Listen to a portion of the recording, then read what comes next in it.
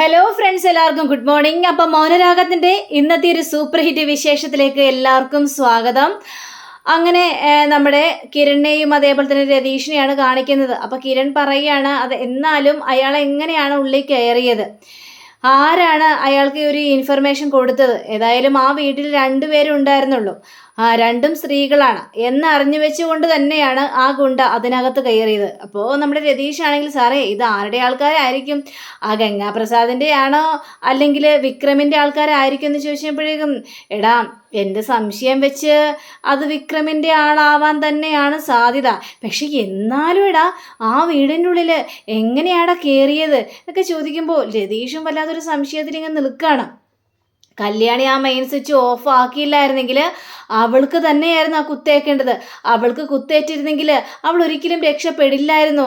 ആ സ്ഥലത്ത് തന്നെയാണ് അവൾക്ക് കുത്തേൽക്കേണ്ട ഒരവസ്ഥ വന്നാനായിരുന്നു. ഇതൊക്കെ കേട്ട് കഴിഞ്ഞപ്പോഴേക്ക് രതീഷാണെങ്കിൽ അതേ സാറേ ഇതിൽ ദൈവഭാഗ്യം കൊണ്ട് തന്നെയാണ് രക്ഷപ്പെട്ടത്. സാറേ നമുക്കൊരു കാര്യം ചെയ്താലോ, അവിടെ CCTV ക്യാമറ ഉണ്ടല്ലോ അതൊന്ന് പരിശോധിച്ചാലെന്ന് ചോദിച്ചപ്പോഴേക്കും ഇടാതെ ഞാൻ നിന്നോട് പറയാനിരിക്കുകയായിരുന്നു. അത് നമുക്ക് ആ CCTV ക്യാമറ തന്നെ നോക്കാം. എന്തായാലും അങ്ങനെയാണെങ്കിൽ ആ വ്യക്തിയെ CCTV ക്യാമറയിൽ തെളിയുമല്ലോ, അത് നമുക്ക് അങ്ങനെ തന്നെ ചെയ്യാമെന്നൊക്കെ പറയാം. അങ്ങനെ പിന്നീട് കാണിക്കുന്നത് ഈ CS വരിക. അപ്പോൾ CS വന്ന് കോളിംഗ് ബെല്ലടിക്കണം. പക്ഷേ കല്യാണി ആണെങ്കിൽ പേടിച്ചാൽ നിൽക്കുന്നത്. അങ്ങനെ കല്യാണി കഥക് തുറന്ന് നോക്കി കഴിഞ്ഞപ്പോഴേക്കും അച്ഛനായിരുന്നു. സമാധാനമായി, ഞാനാണെങ്കിൽ പേടിച്ച് നിൽക്കുകയായിരുന്നു അച്ഛാ. അങ്ങനെ CS ആണെങ്കിൽ അകത്തേക്ക് വളരെയേറെ ടെൻഷനോട് കൂടി തന്നെ വരികയാണ്. മോളെ എന്തൊക്കെയാണ് മോളെ കാണുന്നതും കേൾക്കുന്നതും ഒക്കെ. രൂപ ICയിൽ നിന്ന് ഇറങ്ങിയപ്പോൾ ഇവിടെ ശാരി ICയിലേക്കായി. അതെ അച്ഛാ, അതൊക്കെ ആലോചിക്കുമ്പോഴാണ് വല്ലാത്ത സങ്കടം തോന്നുന്നത്. ഒട്ടും വിശ്വസിക്കാൻ പറ്റാത്തൊരു സംഭവമല്ലേ ഇന്നലെ നടന്നത് എന്ന രീതിയിൽ തന്നെ നമ്മുടെ കല്യാണി പറയണം. മോളെ എന്നാലും അവൻ എങ്ങനെയാ മോളെ അകത്തേക്ക് കയറിയത്? അച്ഛാ ഒരു പിടിയുമില്ല അച്ഛാ. അടുക്കള വശത്ത് കൂടി തന്നെയാണോ കയറിയത്?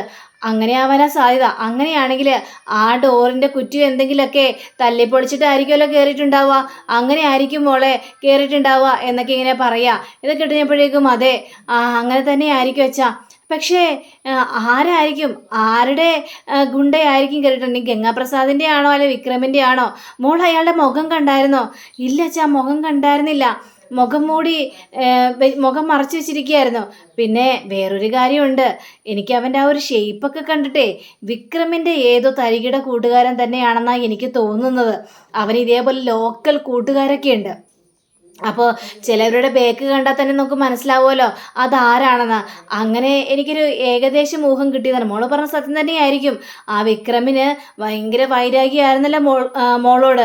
അങ്ങനെ വിക്രമിൻ്റെ അച്ഛൻ തന്നെ വിക്രമിനെ കൊന്നതിന് ശേഷം അവൻ്റെ കൂട്ടുകാർ മുൻകൈയെടുത്ത് ഇറങ്ങിയതായിരിക്കും മോളെ ലക്ഷ്യമാക്കി തന്നെ. അതെ അച്ഛാ, എന്നെ ലക്ഷ്യമാക്കിയാണ് വന്നത്. പക്ഷെ കുത്തേറ്റത് ആൻറ്റിക്കല്ലേ, അതെനിക്കൊട്ടും സഹിക്കാൻ പറ്റുന്നില്ല അച്ഛാ. ഇത് കേട്ടുകഴിഞ്ഞപ്പോഴേക്കും മോളിന് സങ്കടപ്പെടേണ്ട, നടക്കാനുള്ളത് മുഴുവൻ നടന്നു. പക്ഷേ അവൻ എങ്ങനെയാണ് വന്നതെന്ന് നമുക്കൊന്ന് അറിയണ്ടേ എന്നും പറഞ്ഞുകൊണ്ട് മോള് വാ നമുക്ക് അടുക്കള വശത്തേക്ക് പോയി നോക്കാം എന്ന് പറഞ്ഞ് ഇവർ രണ്ടുപേരും കൂടി ആ ഒരു അടുക്കള വശത്തെ ഡോർ നോക്കുക. പക്ഷേ അവിടെ ഡോറ് കുത്തി ഈ കുറ്റി മാറ്റിയതുപോലുള്ളൊരു സംഭവങ്ങളൊന്നും അവിടെ ഇല്ല. അപ്പോൾ CS ആണെങ്കിൽ ആകെ ഡൗട്ട് അടിച്ച് വല്ലാത്തൊരവസ്ഥ നിൽക്കുകയാണ്. മോളെ ഇതെന്താ മോളെ അടുക്കള വശത്ത് കൂടിയാണ് കയറിയെന്നും പറഞ്ഞു. അപ്പോൾ കുറ്റി തകർത്തായിട്ടുള്ളൊരു രംഗം ഇവിടെ കാണുന്നില്ലല്ലോ. പിന്നെ എന്തായിരിക്കും സംഭവിച്ചിട്ടുണ്ടാവുക? അങ്ങനെയാണെങ്കിൽ അകത്തുനിന്ന് ആരോ തുറന്നു കൊടുത്തതാവണ്ടേ. അച്ഛൻ എന്തൊക്കെയാ പറയുന്നത്? അകത്തുനിന്ന് ആര് തുറന്നു കൊടുക്കാനാണ്?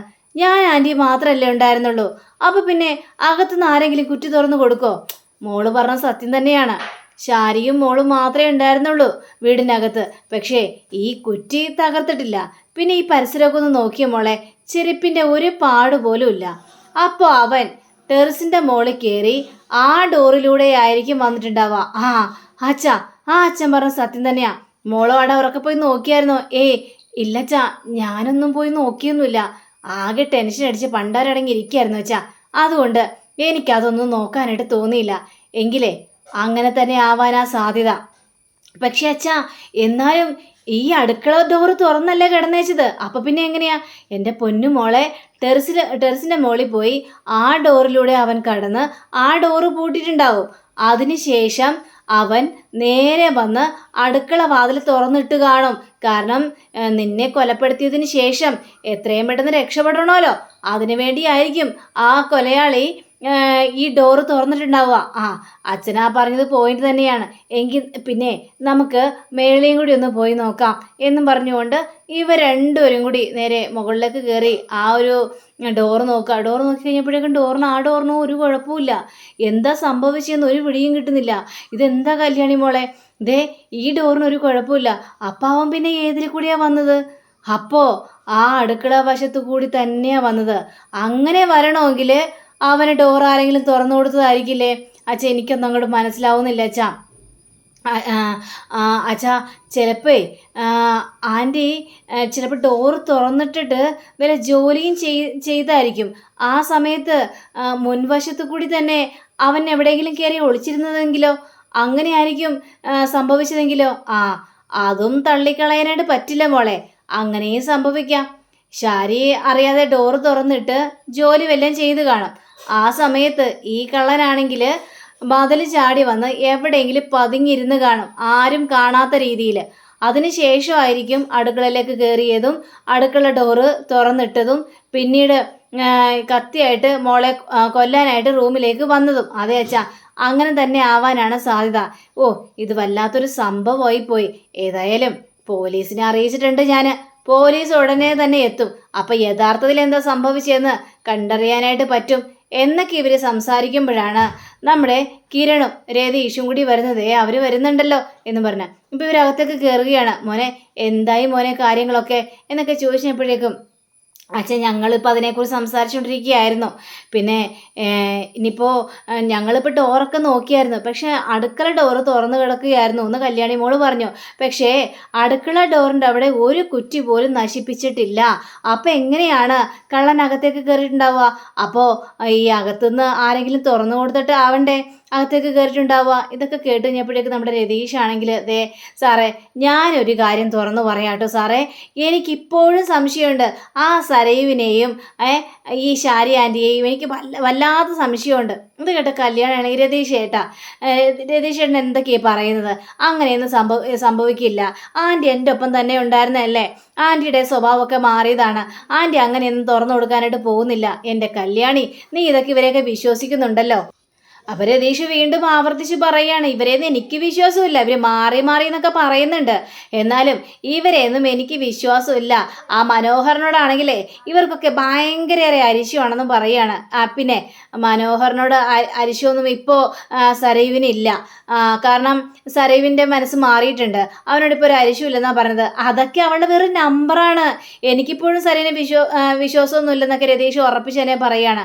പക്ഷേ എന്നാലും എങ്ങനെയാണ് ആ ഗുണ്ട കയറിയിട്ടുണ്ടാവുക? നിങ്ങളോടൊക്കെ ഒരു കാര്യം ഞാൻ പറയാൻ മറന്നുപോയി. എനിക്ക് ശാരി ആൻറ്റിയുടെ ഒരു മെസ്സേജ് വന്നായിരുന്നു എന്ന് പറയാം, സൂക്ഷിക്കണം എന്നും പറഞ്ഞുകൊണ്ടാണ് മെസ്സേജ് വന്നിട്ടുള്ളത്. ഇത് കേട്ട രതീഷാണിൽ കണ്ടോ, ഇത് തന്നെയാണ് സംശയിക്കാനുള്ള കാരണം സരയു ഇവിടെ ഉണ്ടായിരുന്നില്ലേ? അത് ഞാൻ വരുമ്പോൾ സരയു ഇവിടെ ഉണ്ടായിരുന്നു. സരയും ഉണ്ടായിരുന്നു, ശാരി ആൻറ്റിയും ഉണ്ടായിരുന്നു. അപ്പം പിന്നെ എങ്ങനെ സംശയിക്കാതിരിക്കും? സ്വന്തം മോളാണല്ലോ താര ആൻറ്റിയുടെ ഈ സരയു. അപ്പം അതുകൊണ്ട് തന്നെ എന്തെങ്കിലും അപകടം മണത്തിട്ടുണ്ടാവും ഈ താര ആൻറ്റിക്ക്.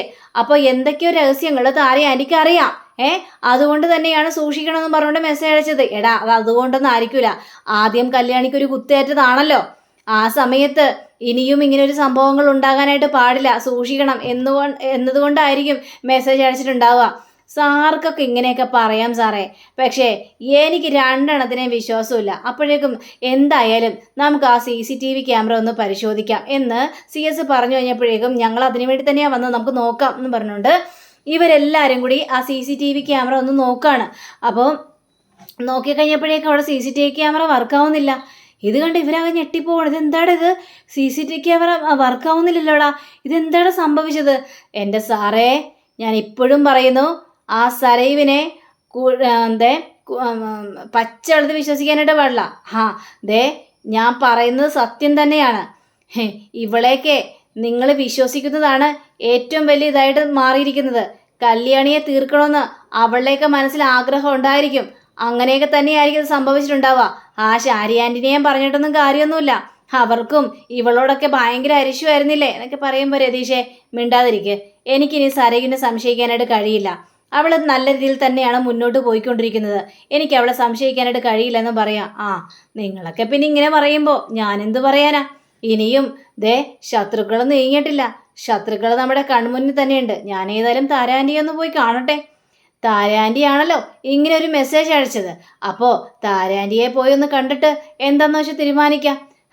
എന്തുകൊണ്ടാണ് ഇങ്ങനെയൊക്കെ മെസ്സേജ് അയച്ചതെന്ന് എനിക്കൊന്നും അറിയണമല്ലോ എന്ന് പറഞ്ഞുകൊണ്ട് ഇവർ രണ്ടുപേരൊന്ന് പോവുക. അപ്പോൾ CS ആണെങ്കിൽ കല്യാണിയോട് പറയാണ്, മോളെ നീ സൂക്ഷിക്കണം. അവരേതായാലും ഇങ്ങനെ ഒരു മെസ്സേജ് അയച്ചതുമാണ്. നീ സൂക്ഷിച്ചേ മതിയാവുള്ളൂ. അല്ലെങ്കിൽ വലിയൊരു പ്രശ്നത്തിലേക്ക് ഇത് വന്ന് ചാടുക തന്നെ ചെയ്യും. ഒരു ഭാഗ്യം കൊണ്ടാണ് നീ രക്ഷപ്പെട്ടത് മോളെ. ഇപ്പോൾ രൂപയുടെ അവസ്ഥ ഇങ്ങനെ, ശാരിയുടെ ഒരു അവസ്ഥ ഇങ്ങനെ വല്ലാത്തൊരവസ്ഥയായിട്ട് മാറിയിരിക്കുകയാണെന്ന് പറഞ്ഞുകൊണ്ട് CS പോവുകയാണ്. അങ്ങനെ പിന്നീട് കാണിക്കുന്നത് നമ്മുടെ താരയാണെങ്കിൽ അതിലേറെ ടെൻഷൻ അടിച്ചിരിക്കുക. അപ്പം താരയുടെ അടുത്തേക്ക് കാലി തുള്ളിയിട്ട് സരയു വരികയാണ്. സരയു വന്നിട്ട് എൻ്റെ അമ്മേ അവിടെ ICUവിൽ ക്രിറ്റിക്കലായിട്ട് കിടക്കുകയാണ്. നീ എന്ന് പറഞ്ഞ അമ്മ എന്നെ പാര വെക്കുകയാണല്ലേ എന്നിങ്ങനെ ഒരു മനസാക്ഷി ഇല്ലാതെ സരയു ചോദിക്കാം. ഇത് കേട്ട് കഴിഞ്ഞപ്പോഴേക്കും പാവം താര ഞാൻ ചതിച്ചിട്ടില്ല എന്നിങ്ങനെ കൈവച്ച് ആംഗ്യം കാണിക്കുകയാണ്. നിങ്ങൾ ചതിച്ചിട്ടില്ലെന്നോ? പിന്നെ എങ്ങനെയാ കല്യാണിയുടെ ഫോണിലേക്ക് നിങ്ങളുടെ മെസ്സേജ് വന്നത്? സൂക്ഷിക്കണം എന്നും പറഞ്ഞുകൊണ്ട്. അപ്പോൾ നിങ്ങൾ എന്നെ ചതിക്കല്ലായിരുന്നോ? ഇവിടെ നടന്ന സംഭവങ്ങൾ മുഴുവനും നിങ്ങൾ പറയാൻ വേണ്ടി ഒരുങ്ങി നിൽക്കല്ലായിരുന്നോ? ഞാനാണ് ഇതിന് പിന്നിൽ നിന്ന് നിങ്ങൾ പറയാതെ പറയല്ലായിരുന്നോ? ഇതൊക്കെ കഴിഞ്ഞപ്പോഴേക്കും അയ്യോ ഇല്ല ഞാൻ അങ്ങനെയൊന്നും പറഞ്ഞിട്ടില്ല എന്ന് താരെങ്ങനെ ഭയങ്കര സങ്കടത്തോടു കൂടി തന്നെ ഇങ്ങനെ പറയുന്നുണ്ട്. ഞാൻ അങ്ങനെയൊന്നും പറഞ്ഞിട്ടില്ലെന്നോ?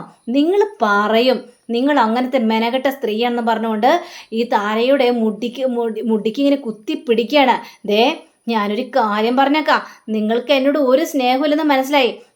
ഇപ്പോഴും ഞാൻ പറയുന്നു, എനിക്ക് ഏറ്റവും കൂടുതൽ സ്നേഹം എൻ്റെ വളർത്തമ്മയോട് തന്നെയാണ്. കാരണം അവരെനിക്ക് വേണ്ടിയാണ് ജീവിച്ചത്. എൻ്റെ അച്ഛൻ മരിച്ചു പോയില്ലേ, ആ മനുഷ്യനും എനിക്ക് വേണ്ടി തന്നെയായിരുന്നു ജീവിച്ചത്. എന്നെ സഹായിക്കാനായിട്ട് വന്നതുകൊണ്ടാ അങ്ങേർക്ക് ഇങ്ങനൊരു വിധി വന്നത്. ഇപ്പോൾ എൻ്റെ അമ്മയ്ക്കും വിധിയായിട്ട് കിടക്കുന്നത് കണ്ടില്ലേ? എന്നെ സഹായിക്കാൻ വേണ്ടി വന്നതുകൊണ്ട് മാത്രം ഞാൻ പറയുന്ന കാര്യങ്ങളൊക്കെ എൻ്റെ അമ്മ അനുസരിക്കുമായിരുന്നു. ഞാൻ കഴിഞ്ഞിട്ടെ വേറെ ആരുമുള്ള എൻ്റെ അമ്മയ്ക്ക്. പക്ഷേ നിങ്ങളെന്താ ചെയ്തു കൂട്ടുന്നത്? നിങ്ങൾക്ക് മറ്റുള്ളവർ പ്രസവിച്ച മകളെ അന്വേഷിച്ചുകൊണ്ട് നടക്കുമായിരുന്നു നിങ്ങൾ. എന്നിട്ട് കിട്ടിക്കഴിഞ്ഞപ്പോൾ ഇങ്ങനൊരു ദുരന്തം നിങ്ങൾ എനിക്ക് തന്നോണ്ട്. പക്ഷേ ഇതൊന്നും ക്ഷമിക്കാനും പൊറുക്കാനും എനിക്ക് പറ്റില്ല. നിനക്കൊക്കെ വേറെ പണിയില്ലടി എന്നൊക്കെ ഇങ്ങനെ താരയുടെ മുടിക്ക് ഇങ്ങനെ കുത്തി പിടിച്ചിട്ട് ഈ സര ഇങ്ങനെ ചോദിച്ചുകൊണ്ടിരിക്കുക. അപ്പോൾ താര ഇങ്ങനെ കരയുന്നുണ്ട്, മോളെ ഞാൻ ചതിച്ചിട്ടില്ല, എന്നെ വെറുതെ വിടണേന്ന്. നിങ്ങളെ ഞാൻ വെറുതെ വിടില്ല. നിങ്ങളിത് കേട്ടോ, കിരണിനെ സ്വന്തമാക്കാൻ വേണ്ടി തന്നെ ഞാൻ ഏതറ്റം വരെയും പോകും. എൻ്റെ അമ്മയ്ക്ക് ഇങ്ങനൊരു കാര്യം സംഭവിച്ചു. പക്ഷേ കല്യാണി, അവളെ ഞാൻ വെറുതെ വിടില്ല. അവളുടെ മരണം ഞാൻ ഉറപ്പിച്ചിട്ടുണ്ടെങ്കിൽ അത് നടപ്പിലാക്കിയിരിക്കും. പിന്നീട് കല്യാണിയുടെ മരണത്തിൽ ഒരുപാട് നാള് ദുഃഖിച്ച് തന്നെ കിരൺ കഴിയും. അപ്പോഴൊക്കെ ഞാനാണെങ്കിൽ കിരണിൻ്റെ മനസ്സിലേക്ക് കടന്നുകൂടാനായിട്ട് ശ്രമിക്കും. കമ്പനിയിൽ നല്ല നേട്ടങ്ങൾ കൊയ്തു കൊടുക്കും ഞാൻ. അതിനുശേഷം 2 മക്കളെയും പൊന്നുപോലെ നോക്കും. അങ്ങനെ വീട്ടുകാർ തന്നെ പറയും, കിരണേ നിൻ്റെ മോനും സരയുവിൻ്റെ മോൾക്കും ഒരച്ഛൻ വേണ്ടേ, അതുകൊണ്ട് നിങ്ങൾ 2 പേരും അങ്ങോട്ട് ഒന്നിച്ചേക്കുന്ന. അപ്പോൾ കിരണാണെങ്കിൽ വീട്ടുകാരുടെ സമ്മർദ്ദം മൂലം അവനത് സമ്മതിക്കുകയും ചെയ്യും. ഇനി അഥവാ അവന് ഒരിക്കലും കല്യാണം കഴിച്ചില്ലെങ്കിലും, എന്നെ സ്വീകരിക്കാൻ അവൻ തയ്യാറല്ലെങ്കിലും, കല്യാണി അവനോടൊത്ത് ജീവിക്കാനായിട്ട് ഞാൻ സമ്മതിക്കില്ല. അവൻ്റെ ജീവിതത്തിൽ കല്യാണി വേണ്ട എന്ന് ഞാൻ തീരുമാനിച്ചു കഴിഞ്ഞു. ഇനി അതേപോലെ തന്നെ നടപ്പിലാകോള്. ഇനി ഞാൻ ജയിലിൽ പോയാലും എനിക്ക് തൂക്കുകയറി വിധിച്ചാലും കല്യാണിയെ ഞാൻ കൊല്ലും. ഇനി കല്യാണി അവൻ്റെ ജീവിതത്തിൽ നിൽക്കുന്നത് കാണാനായിട്ടുള്ള പ്രാപ്തി എനിക്കില്ല എന്നും പറയുകയാണ് നമ്മുടെ സരയു. അതുകൊണ്ട് തന്നെ നിങ്ങളുടെ കാരണം നോക്കിയൊന്ന് താരാനാണ് എനിക്ക് തോന്നുന്നത്. പക്ഷെ ഞാനത് തരുന്നില്ല. ഇനിയും ഇതേപോലത്തുള്ള പരിപാടികളുമെല്ലാം ചെയ്തെന്ന് ഞാൻ അറിഞ്ഞു കഴിഞ്ഞിട്ടുണ്ടെങ്കിൽ നിങ്ങളുടെ ജീവൻ തന്നെ പോകും. ആ ഒരു രീതിയിലേക്കാണ് ഞാൻ പോയിക്കൊണ്ടിരിക്കുന്നത്. ഇത് പറയാൻ വേണ്ടി തന്നെയാണ് എൻ്റെ അമ്മയെ അവിടെ കിടത്തിയിട്ട് ഞാൻ ഇവിടം വരെ വന്നത് സ്ത്രീയെ എന്നും പറഞ്ഞുകൊണ്ട് സരയു ഒരു ഭദ്രകാളി എന്ന രീതിയിൽ, ഒരു സൈക്കോ എന്ന രീതിയിൽ അവിടെ നിന്ന് പോവാണ്. താരയാണെങ്കിൽ തൻ്റെ മകളെ കൊണ്ട് ഇങ്ങനെയൊക്കെ അനുഭവിക്കേണ്ടി വന്നല്ലോ എന്നാലോചിച്ച് വളരെയേറെ സങ്കടപ്പെട്ട് നിൽക്കുകയാണ്. അപ്പോൾ അങ്ങനെയും കാണിച്ചുകൊണ്ടാണ് നമ്മുടെ ഇന്നത്തെ ഇവിടെ അവസാനിച്ചിരിക്കുന്നത്. അടുത്ത റിവ്യൂവിനെ കാത്തിരിക്കുക, സബ്സ്ക്രൈബ് ചെയ്യുക. എല്ലാവർക്കും നല്ലൊരു ദിനം ആശംസിച്ചുകൊണ്ട് തന്നെ നമസ്കാരം. Thank you. See again. By.